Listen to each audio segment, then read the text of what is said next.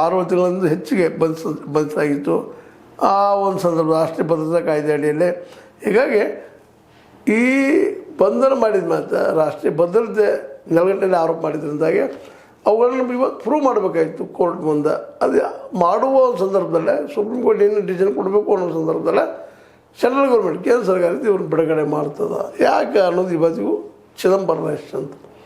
ಯಾಕೆ ಇವ್ರ ಬಗ್ಗೆ ಇಡೀ ವಿಶ್ವ ತುಂಬಾ ಸಾಕಷ್ಟು ಪ್ರತಿಭಟನೆಗಳು ಬಂದು ತಪ್ಪು ಮಾಡಿದ್ರಪ್ಪ ನೀವು ಅಂತೇಳಿ ಅನ್ನುವಂಥ ವಾದಗಳು ಬಂದು. ಮತ್ತು ಇಂಡಿಯಾದಲ್ಲೂ ಸಾಕಷ್ಟು ಬುದ್ಧಿವಂತ ಜನ ಅಥವಾ ಒಂದಿಷ್ಟು ಇವ್ರ ಬಗ್ಗೆ ಅಭ್ಯಾಸ ಮಾಡಿದ್ದೀರ, ಇಲ್ಲ ತಪ್ಪದು ಅವ್ರದ್ದು ಆಗಬಾರ್ದಾಯಿತು ಅಂದರೆ ಟಿಪ್ಪಣಿಗಳಾದವು. ಮತ್ತು ಕೊನೆಗೆ ಅವ್ರಿಗೆ ಇಲ್ಲಿವರೆಗೂ ಏನಪ್ಪ ಅಂತಂದ್ರೆ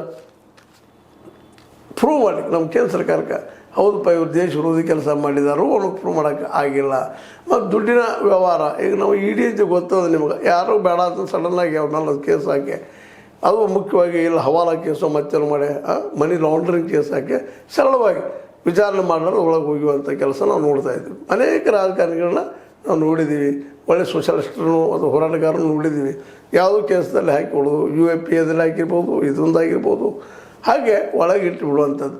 ಅದು ಜಾಮೀನು ಕೊಡುವಂಗಿಲ್ಲ. ನೋಡಿದ್ವಿ ನೀವು ಈಗಾಗಲೇ ನಮ್ಮ ಕೇಜ್ರಿವಾಲ್ರನ್ನು ಎಷ್ಟು ದಿನಗಳವರೆಗೆ ಒಂದು 6 ತಿಂಗಳ ಮೇಲ್ಪಟ್ಟವ್ರನ್ನ ಒಳಗಾಕಿದ್ರು. ಅವರ ಮಿತ್ರರಾದಂಥ ಅಥವಾ ಮಿನಿಸ್ಟರ್ ಇದ್ದಂಥ ಇನ್ನೂ ಇಬ್ಬರು ಜೈನ್ ಆಗಿರ್ಬೋದು, ಮತ್ತೊಬ್ಬರು ಇನ್ನೂ ಒಂದು 3 ಜನರ ಅವ್ರ ಜೊತೆಗೆ ಇನ್ನೂ 21 ಜನರು ಸಹ ಒಳಗೆ ಹಾಕಿಬಿಟ್ಟಿದ್ರು. ಹೀಗಾಗಿ ಈ ಒಂದು ಅನಗತ್ಯ ಒಂದು ತಮ್ಮ ಬೇಡಾದವ್ರನ್ನ ತಮ್ಮ ವಿಚಾರಧಾರೆ ವಿರೋಧದವ್ರನ್ನ ಈ ಒಂದು ನೆಪದಲ್ಲೇ ಒಳಗೆ ಹಾಕುವಂಥ ದೇಶ ಭದ್ರತೆಪ್ಪ ದೇಶ ವಿರೋಧಿ ಅನ್ನುವಂಥದ್ದು. ಅದರಲ್ಲೂ BJP ವಿರೋಧ ಮಾಡೋರು ಅಥವಾ ಮೋದಿಯವರು ವಿರೋಧ ಮಾಡೋರು ಅವರು ದೇಶ ದ್ರೋಹಿಗಳಪ್ಪ ಅನ್ನೋಂಗೆ ಬಿಂಬನೆ ಮಾಡೋದು ಇತ್ತೀಚಿನ ದಿನದಲ್ಲಿ ಭಾಳ ಆಗಿತ್ತು. ಆ ದಿಶೆಯಲ್ಲಿ ವಾಂಚುಕರು ಆಗಿತ್ತು. ಆದರೆ ಅವ್ರು ಬಿಟ್ಟರೆ ಯಾಕೆ ಅನ್ನೋದು ಇವತ್ತು.